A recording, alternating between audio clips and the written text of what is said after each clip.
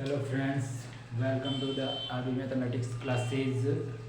आज से हम शुरू करेंगे क्लास 12th की मैथमेटिक्स बुक्स, जिसमें प्रथम चैप्टर है रिलेशन एंड फंक्शन। और एक एक वाइज करके हम सारी पूरा कोर्स कवर करेंगे।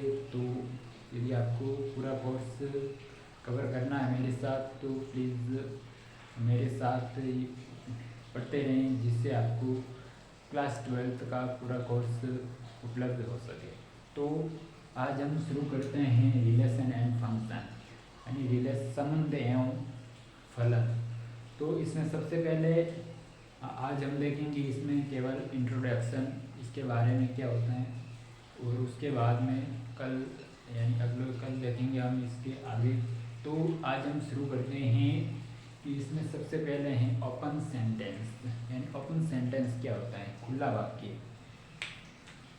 तो इसमें सबसे पहले हमारे आता है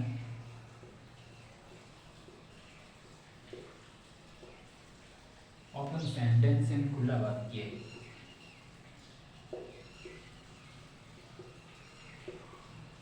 ओपन सेंटेंस खुला वाक्य। तो ओपन सेंटेंस क्या होता है? सबसे पहले कोई भी हमको रिलेशन दिया होगा ना, वो सभी यहाँ ओपन सेंटेंस है। तो सबसे पहले हम जान लेते हैं कि ओपन सेंटेंस होता क्या है। तो ओपन सेंटेंस किसे कहते हैं? जब भी कोई भी फंक्शन हमको दिया होता है ना, उसमें अलग से हमको कोई इफेक्ट या अलग से हमको कार्य करना पड़ता है, जिससे बाद में पता चलता है कि वो सेंटेंस रॉन्ग है या राइट है। जैसे कोई भी मैंने लिख दिया कि कोई भी, ये मान लिया कोई मतलब सेंटेंस है। क्या सेंटेंस है कि x plus y is equal to 5। X plus y is equal to 5। अब ये वाक्य है ना, ये वाक्य, ये सेंटेंस यानी सत्य है या असत्य है, रॉन्ग है या गलत है। तो सत्य है या असत्य, तो इसमें हमको अलग से कार्य करना पड़ता है। यानी इसकी जगह हम 2 प्लस में 3 रखते हैं तो 5 बनता है। इसके लिए सत्य है, यानी 2 और 3 के लिए सत्य है, 3 और 2 के लिए भी सत्य हैं। तो हमें इसको सत्य है या असत्य ज्ञात करने के लिए अलग से इफेक्ट लगाना पड़ता है, अलग से कार्य करना पड़ता है। उसके बाद में हमें पता चलता है कि ये वाक्य है ना, ये सेंटेंस ओपन सेंटेंस है या यानी सही है या गलत है। जैसे यहाँ पर मैं लिख देता हूँ 4। ओके, 4 लिख दिया। अब इसमें ये देखता हूँ कि वाक्य है ना, यानी ओपन सेंटेंस सत्य है या असत्य है। यानी तो मैं उसकी जगह x बराबर में 5 माइनस में 4, x बराबर में 1, यानी x बराबर में 1 पर ये क्या है? ओपन सेंटेंस ट्रूथ है, यानी सत्य है। ओके, तो इस प्रकार से जितने भी कोई भी वाक्य होंगे ना, कोई भी सेंटेंस, वो सभी सत्य हैं या असत्य, उसके लिए हमको यानी ये दिया था, इससे हमको निकाला x बराबर 1 पर ये सत्य है। ओके, तो इस प्रकार से कोई भी वाक्य होगा ना, उसको हम निकाल सकते हैं कि वो सत्य है या असत्य। ओके, तो इसके बाद में हमारा दूसरा आता है ऑर्डरेड पेयर। दूसरा कौन सा हमारे पास?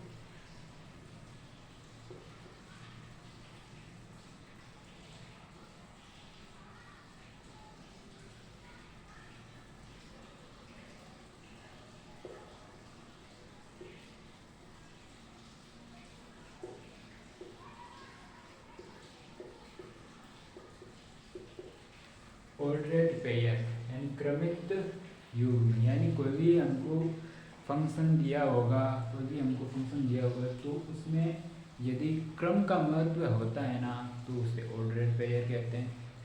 ऑर्डरेड पेयर होता है। यदि उस सेंटेंस में कोई भी क्रम का महत्व नहीं होता है, तो वो ऑर्डरेड पेयर नहीं कहलाता। ओके, जैसे कोई भी सेंटेंस में ले लेता हूँ जिसमें क्रम का महत्व होता है, यानी एक्स वाई का भाजक है।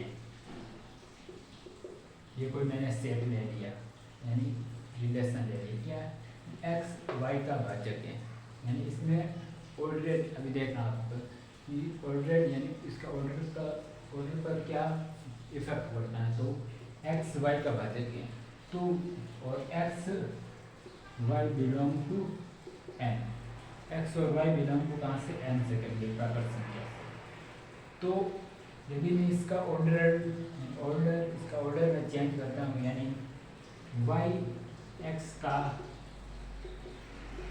भाजक है, एक्स तो वाई का भाजक है, ये हमको दिया हुआ, बट यदि हम इसका ऑर्डर चेंज करते हैं तो आता है कि वाई एक्स का भाजक है, यानी एक्स वाई का भाजक है तो वाई एक्स का भाजक नहीं होगा, यानी ज़रूरी नहीं है कि एक्स वाई का भाजक है। जैसे एक्स वाई का भाजक, इसमें कोई भी नेचुरल से मैं ले लेता हूँ कि एक्स वाई का भाजक है, एक्स में वाई, यानी एक्स है ना, जो वाई का क्या है, भाजक है। एक्स में कोई भी संख्या ले लेता हूँ, जैसे 8/2 यानी 4, ये भाजक है।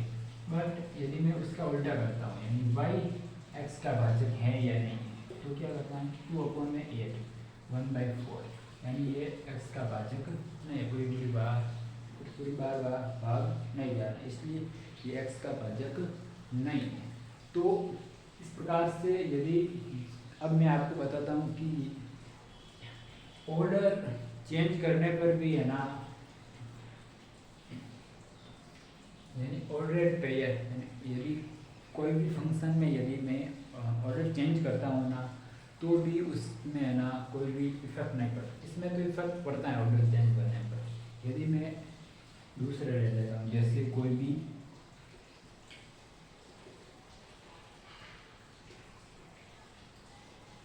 एक्स वाई का गुणनफल 6 है, एक्स और वाई का गुणनफल कितना है, 6 है। ओके, तो इसका मैं अब ऑर्डर पे चेंज करता हूँ, एक्स वाई का गुणनफल 6 है, यानी एक्स एंड वाई का गुणनफल कितना है, 6 है, ये हमको क्या है। तो मैं इसको ऑर्डर चेंज करता हूँ, यानी वाई एक्स का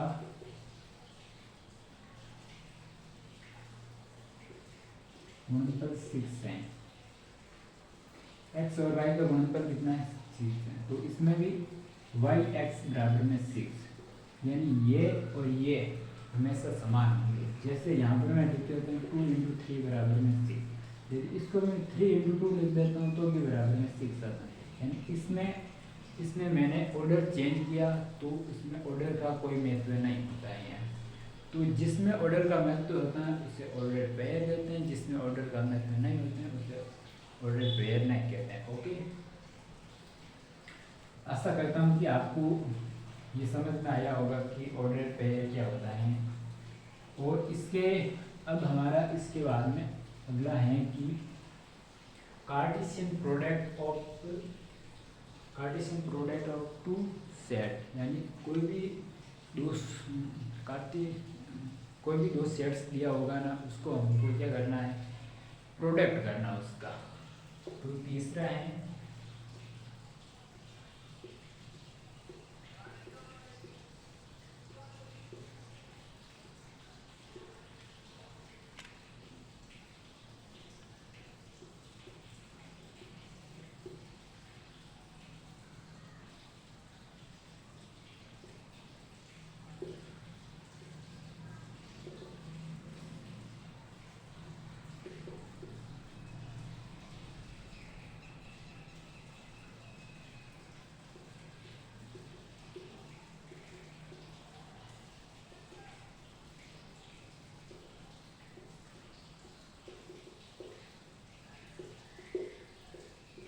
यानी दो समुच्चयों का कार्तीय गुणनफल, Cartesian product of two sets relation, यानी दो समुच्चयों का कार्तीय गुणनफल में संबंध। ओके, तो इसमें क्या है कि कोई भी हमको दो सेट्स दिए होंगे, उसका हमें क्या करना है, कार्टेशियन प्रोडक्ट करना है, यानी कार्तीय गुणनफल करना है। जैसे कोई भी ये सेट्स दे दिया हमको 1 2 3 एंड बी सेट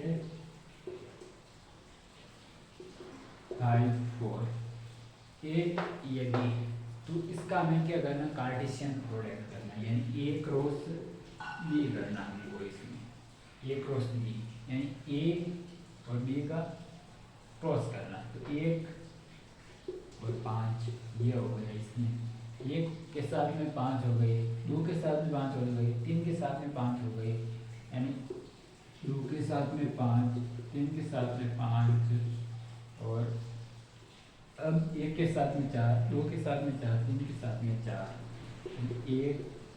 8/2, 1 4 है, 1 4 2 4 और 3 4 ये हो गए। ओके, तो इस प्रकार से हम ए क्रॉस बी को हम ज्ञात कर सकते हैं। अब इसमें इम्पोर्टेंट चीज़ है क्या है कि ए क्रॉस बी में है ना, यदि ए ये हैं बी ये हैं, तो ए क्रॉस बी में ए में कितने अवयव हैं? 3 है, बी में 2 हैं, तो ए क्रॉस बी में अवयवों की संख्या कितनी है? ये छोटा सवाल पूछ सकता है। और आगे कॉम्पिटिटिव एग्जाम में भी ऐसा सवाल आ सकता है कि यदि ए में इतने अवयव हैं, बी में इतने अवयव हैं, तो ए क्रॉस बी में कितने अवयव होंगे? तो इसके लिए हम जैसे ए क्रॉस बी निकाल लेंगे, पहले सबसे पहले ए दिया होगा बी, तो ए क्रॉस बी निकाल लेंगे, ए क्रॉस बी निकालेंगे तो 1 2 3 4 5 6, यानी 6 अवयव होंगे, 6। बट यदि ये तो इसमें 3 अवयव है, इसमें 2 एलिमेंट्स हैं, इसलिए हम इसको कार्टेशियन में लिखकर, छोटा है इसलिए लिखकर हम पता लगा सकते हैं कि इसमें 6 है। ओके, परंतु यदि इसमें एलिमेंट्स की संख्या ज़्यादा हो, जैसे 10 15, इसमें भी ज़्यादा हो, 5 7 10 15 20 इतने भी हो जाए, तो पूछ लिया जाए बाद में कि ए क्रॉस बी में अवयवों की संख्या कितनी है, तो हमारे लिए तो मुश्किल हो जाता है। तो इसके लिए एक फॉर्मूला आता है, क्या होता है कि यदि जब भी कोई, जब ये कोई सेट है, ये सेट में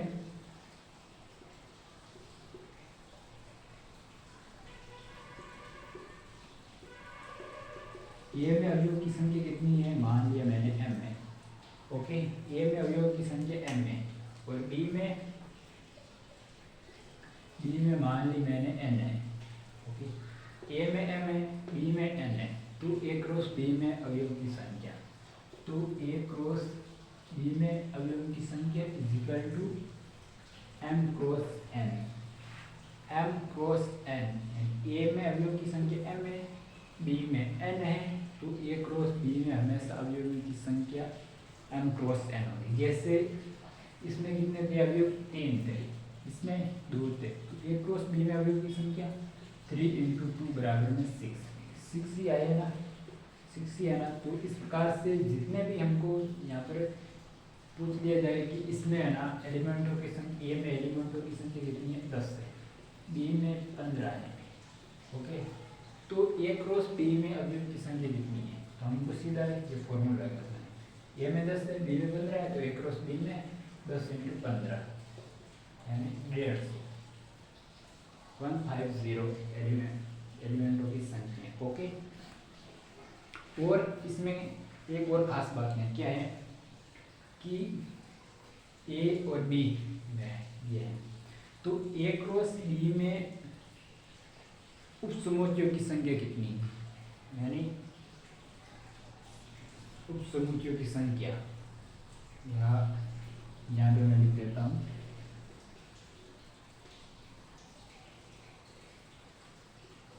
ए में अवयवों की संख्या कितनी है? m है, बी में अवयवों की संख्या n है, तो ए क्रॉस बी में है ना उप समुच्चयों की संख्या कितनी होगी? तो इसके लिए उप समुच्चयों की संख्या के लिए 2 की पावर mn, 2 की पावर mn होगी, 2 की पावर mn। जैसे इसमें इसमें कितने एलिमेंट्स हैं? 3 है, इसमें 2 है, तो ए क्रॉस बी में उप समुच्चयों की संख्या कितनी है? तो ए क्रॉस बी में उप समुच्चयों की संख्या कितनी है? 2 की पावर mn, m 3 और n 2, n 3 × 2, 2 की पावर 6, 2 की पावर 6 32, यानी 32 इसमें उप समुच्चयों की संख्या है। यहाँ पर लिख देता हूँ उप समुच्चयों की संख्या।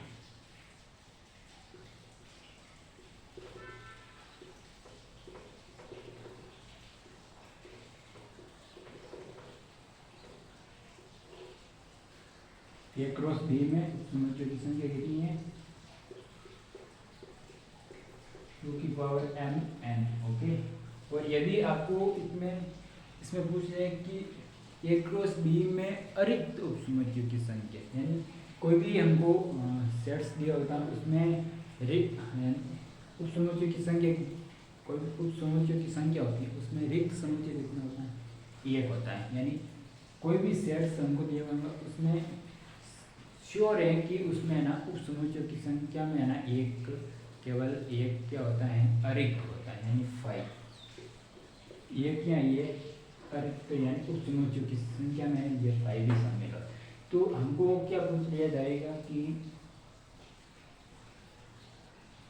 ए क्रॉस बी में अरिक्त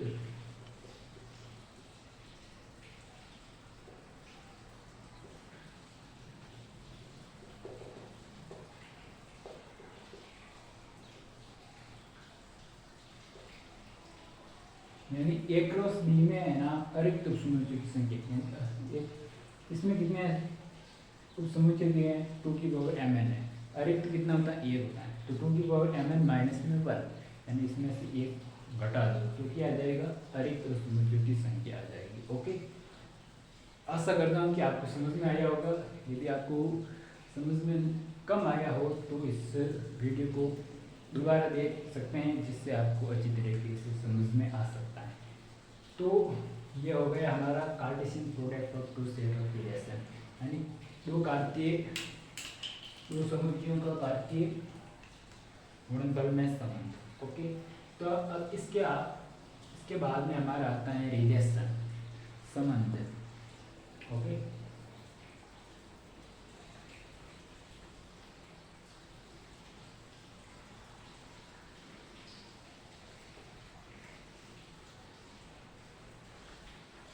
इसके बाद में आता हमारा क्या, इसको मैं मिटा देता हूँ।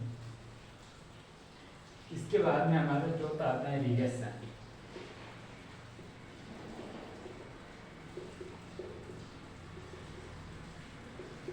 रिलेशन संबंध, कोई भी हमको दो सेट्स दिया होंगे ना, उस सेट्स को आपस में रिलेशन है तो हम उन दोनों को रिलेशन को किस प्रकार से शो करेंगे, यानी किस प्रकार से शो करेंगे कि उसमें ये वाला रिलेशन है। जैसे कोई भी दो सेट्स मान लिया कोई ये सेट्स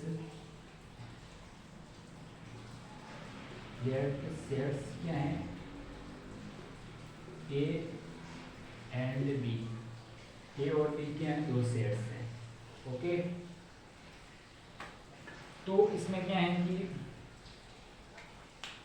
ए और बी सेट्स हैं, तो इसमें हमको रिलेशन क्या करना है, ए सेट्स क्या हैं, ये में अवयवों की संख्या क्या है x1 y1 यानी x1 x2 x3, बी में y1 y2 y3, ये ए और ये बी सेट है। ओके, अब हमको कोई एग्जांपल लेकर हम समझते हैं कि किस प्रकार से हम इसको शो करते हैं। यानी कोई भी दो सेट्स हैं उसमें रिलेशन क्या है कि x y का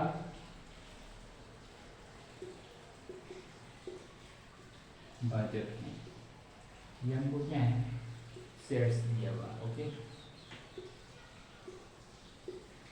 यानी कोई सेट संबंध है क्या है ए और बी में कि x y का भाजक है, and x and y belong to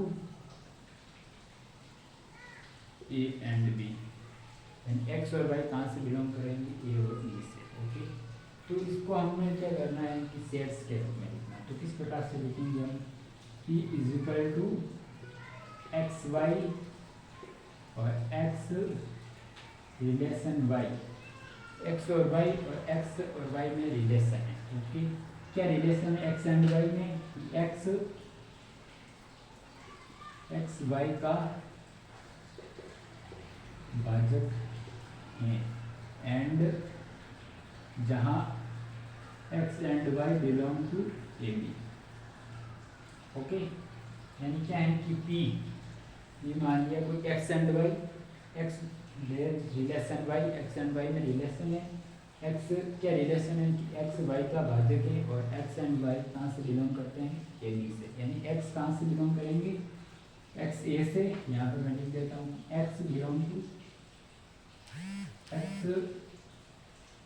x belong to A and Y belong to B. Okay, x belong to A and Y belong to B. Okay, इस प्रकार से हम संबंध लिख देते हैं।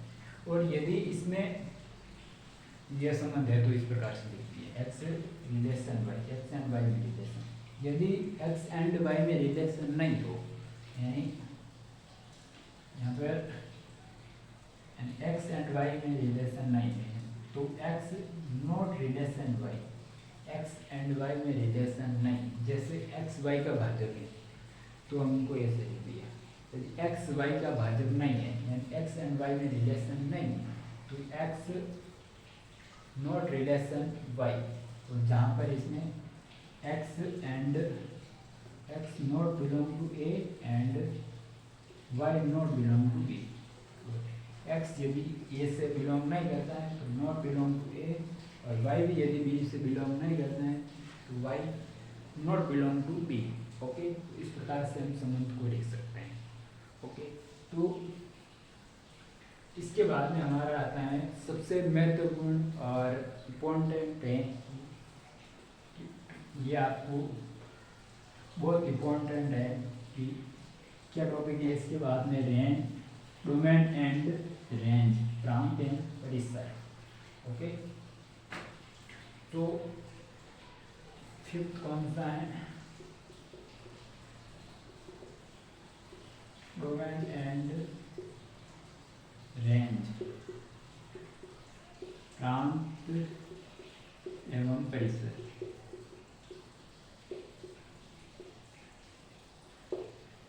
प्रांत एवं परिसर यानी domain and range. Domain and range क्या होता है, तो इसमें हम एक एग्जांपल लेकर समझते हैं कि डोमेन एंड रेंज के प्रकार से क्या कर सकते हैं। ओके, तो इसमें हम कोई भी दो सेट्स ले लेते हैं, A 1 2 3 4 and B 5th 6th 7th 8th। Okay, ये सेट्स बी सेट्स हैं, और ए और बी में क्या रिलेशन है कि ए एक्स वाई से, एक्स है ना जो वाई से क्या है, छोटा है, एक्स वाई से छोटा है।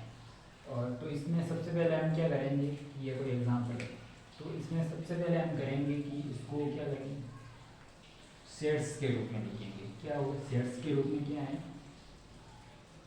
P = एक्स वाई, जहाँ x relation y, x and y में रिलेशन, क्या रिलेशन है कि एक्स वाई से छोटा है, एक्स वाई से छोटा है, और जहाँ पर x belong to A and Y belong to B, ये हमको सेट्स के रूप में लिख दिया। ओके, सेट्स के रूप में लिख दिया। अब क्या है कि एक्स वाई से छोटा है, एक्स कहाँ से बिलोंग करेंगे, ए से, and Y belong to B से।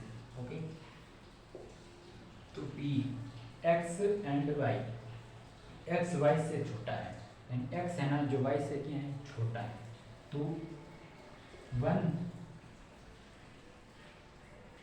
1 रिलेशन 5, 1 रिलेशन 5। ओके, यानी एक्स वाई से छोटा है, इसको एक्स रिलेशन वाई लिखते हैं ना, एक्स रिलेशन वाई, तो एक्स वाई से छोटा है। दूसरा एक्स रिलेशन 6, 2 रिलेशन 5, 2 रिलेशन 6, इसको हम मिटा देते हैं क्योंकि ये बहुत बड़ा हो जाएगा बाद में। ओके, तो हम इतना ही रखते हैं, तो 3 relation 5th, 3 relation 6th, 4 relation 5th and 4 relation 6th। Okay, ये हमारा बन गया। और हम इसको किस प्रकार से लिख सकते हैं कि एक्स एंड वाई को एक्स कॉमा वाई में, यानी यहाँ पर मैं लिखता हूँ यहाँ पर ही लिख देता हूँ। ई बराबर में 1 5 1 6 2 5 2 6 3 5 3 6 4 5 एंड 4 6 ये हमको लिख दिया। ओके, यानी ए और बी हमको दिया होगा, उसमें रिलेशन है हमको दिया हुआ। क्या रिलेशन है कि तो पी ये आ गया हमारे पास। ओके, तो इसमें अब हम निकालेंगे प्रांत एवं परिसर, डोमेन एंड रेंज। तो इसमें डोमेन क्या होगी, डोमेन होगा प्रथम वाला, 1 1 2 2 3 3 3 4, यानी 1 2 3 4 1 2 3 4 ये डोमेन हो गई हमारी। ओके, और रेंज बाद वाले 5 6 5 6 5 6 के अलावा कुछ नहीं, 5 एंड 6। तो डोमेन क्या हो गई 1 2 3 4 एंड रेंज क्या हो गई 5 एंड 6। परंतु ये ज़रूरी नहीं है कि डोमेन हमेशा ए वाला ही, मतलब ए ही हो, एंड बी यानी रेंज जो बी ही हो, परंतु बट और एक खास बात क्या है कि इसमें डोमेन होगी ना हमेशा। ओके, तो डोमेन हमेशा जो ए से बिलोंग कर भी सकते हैं, नहीं भी कर सकते हैं, एंड बी से रेंज बी से बिलोंग कर सकती हैं और नहीं भी कर सकती हैं। तो इसमें क्या है कि ए से बिलोंग कर लिया और बी से बिलोंग कर लिया। ओके, यदि इसमें यहाँ पर लिख देता 6th, तो इसमें भी यही होता था, क्योंकि एक्स वाई से छोटा तो इनके साथ संबंधित नहीं होता, क्योंकि इसमें एक्स बड़ा हो जाता वाई से। इसलिए इसमें क्या होता फिर डोमेन लेना जो ए से बिलोंग नहीं करती। ओके, ये हो गया आपका रेंज एंड डोमेन। तो कोई भी हमको फंक्शन दिया होगा ना और उसमें रिलेशन, तो उसका हम उसको सेट्स के रूप में लिखेंगे। सेट्स के रूप में लिखकर उसका क्या कर देंगे, रिलेशन कर देंगे, और बाद में हम इसका रेंज डोमेन एंड रेंज निकाल सकते हैं। ओके, अब इसमें क्या है कि छठा पॉइंट है इनवर्स फंक्शन और सातवां है आइडेंटिटी फंक्शन, तत्सम संबंध। ओके, तो वे दो हम पढ़ लेते हैं, उसके बाद में हम कल पढ़ेंगे तुल्यता संबंध, जिसमें स्वतुल्य, सममित, संक्रामक ये सभी तुल्य। तो अब हम छठा हमारा टॉपिक है क्या है, छठा हमारा टॉपिक है कि इनवर्स फंक्शन।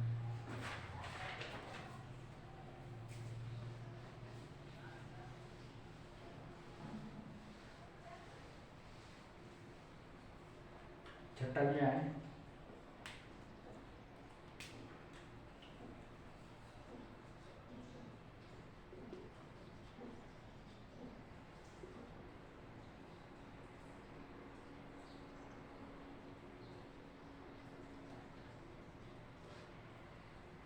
इनवर्स फंक्शन या इनवर्स रिलेशन।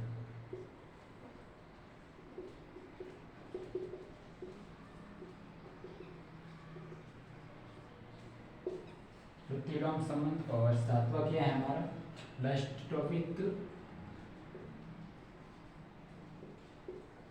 आइडेंटिटी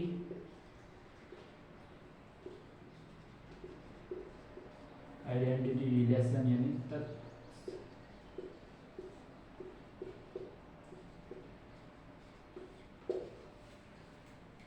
ओके, यानी inverse relation and identity relation. तो इनवर्स क्या होता है, कोई भी हमको संबंध दिया होता है, क्या मान लिया कोई भी संबंध A X Y. Okay, X and Y, और इसमें A cross B belong to, यानी X cross Y belong to A, और जहाँ X and Y belong to A, ये हमको कोई भी संबंध दिया होगा। ओके, तो हमको इसमें क्या करना है कि इनवर्स निकालना है। इन्वर्स आर इन्वर्स बराबर में एक्स एंड वाई, तो इसमें वाई एक्स हो जाएगा, एक्स क्रॉस वाई है तो इसमें वाई क्रॉस एक्स हो जाएगा, बिलोंग टू ए, ये तो सेम ही रहेगा, एंड एक्स वाई की जगह y x belong to A. Okay, तो कोई भी हमको फंक्शन दिया होगा ना, उसका हम इन्वर्स आसानी से निकाल सकते हैं। ओके, तो इस प्रकार से हम इन्वर्स निकाल सकते हैं। अब आइडेंटिटी रिलेशन, आइडेंटिटी में क्या है कि हम खुद का रिलेशन खुद से होना चाहिए। ओके, हम खुद का रिलेशन खुद के साथ, यहाँ पर मैं लिख देता हूँ, साथ हो गए आइडेंटिटी एलिमेंट, आइडेंटिटी रिलेशन, यानी हमको कोई भी संबंध दिया होगा ना, मान लिया कोई भी संबंध है हमारे पास, क्या ए, आइडेंटिटी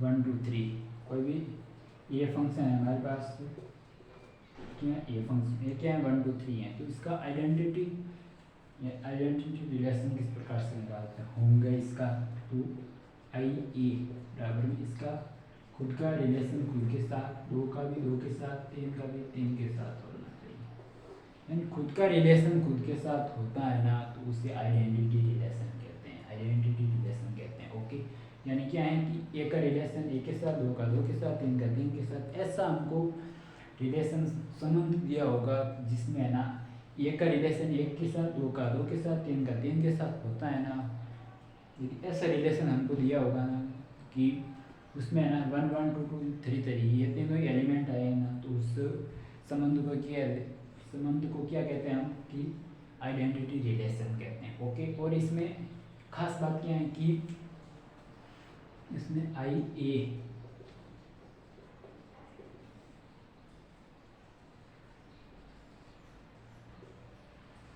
यानी इसमें आइए इसका प्रांत और आई इनवर्स का भी प्रांत क्या होगा, बराबर होगा। ओके, कैसे, मतलब आइए तो इसमें प्रांत क्या 1 2 3। ओके, और आई इनवर्स निकालता हूँ मैं इसका, आई इनवर्स में क्या है 1 2 है, तो इसमें ये 1 इधर ये 1 इधर, यानी 1 1, इसमें भी ये 2 इधर ये 2 इधर, यानी 2 2 और 3 3, तो इसमें भी प्रांत क्या है 1 2 3, यानी आई इनवर्स का प्रांत और आई ए का प्रांत बराबर होता है। इसी प्रकार परिसर भी क्या होता है, बराबर होता है।